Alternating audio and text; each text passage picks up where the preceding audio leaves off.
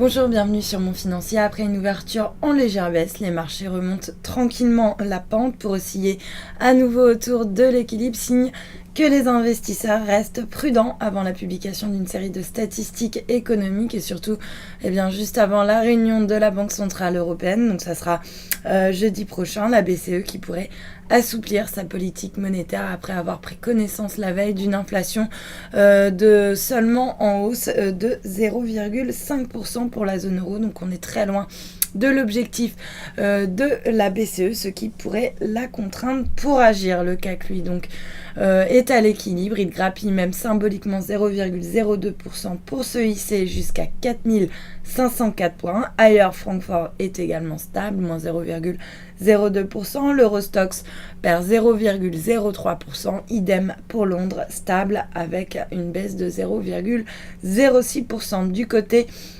des valeurs, Havas se distingue à la hausse. Le titre a été relevé de neutre à achat par Nomura, tandis que Publicis, à l'inverse, se distingue en nette baisse après avoir été déclassé par le même broker, donc Nomura, qui passe de achat à neutre sur le dossier. En tête du SBF 120, on retrouve Arkema, alors que Crédit Suisse a relevé son conseil sur le dossier en passant à surperformance contre neutre auparavant, avec un objectif de cours qui a été fixé à 85 €. La banque estimait bien que la valeur reste l'une des moins chères de son secteur, avec une décote de 25% par rapport à ses concurrents. Lanterne rouge sur le CAC, c'est Bouygues dégradé par Kepler qui passe de conserver à alléger après que S&P a baissé de son côté la note de Bouygues en raison de la concurrence accrue dans le mobile. On notera également que Ubisoft se distingue dans le vert alors que son nouveau jeu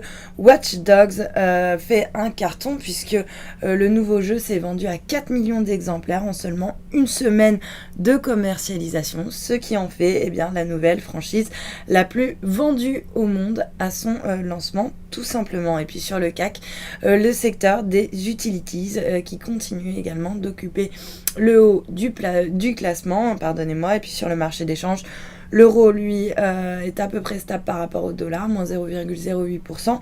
On s'échange autour des 1,3611. Il grignote 0,07% face au yen à 139,74 yens. Et puis l'once d'or de son côté, qui reste solidement ancré autour des 1246 $. L'once, voilà pour l'ouverture. Restez avec nous. Très bonne journée.